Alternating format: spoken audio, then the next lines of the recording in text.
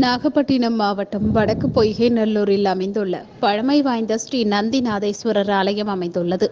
ஆலயத்தின் மாசி மக பிரம்மோற்சவ பெருவிழா கடந்த 3ஆம் தேதி கொடியேற்றத்துடன் துவங்கியது. ஆலயத்தின் முக்கிய நிகழ்ச்சியான ஊஞ்சல் உற்சவம் நந்திநாதேஸ்வரர் சவுந்தரநாயகி அம்மன் அலங்கரிக்கப்பட்ட ஊஞ்சலில் எழுந்தருளினர்.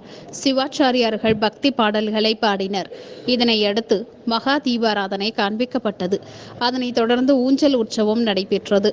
முன்னதாக வர்ண விநாயகர் ஆலயத்தில் பெண்கள் சீர்வரிசை எடுத்து வரப்பட்ட அம்மனுக்கு சிறப்பு அபிஷேக ஆராதனை நடைபெற்றது. இதில் திரளான பக்தர்கள் பங்கேற்று வழிபாடு செய்தனர்.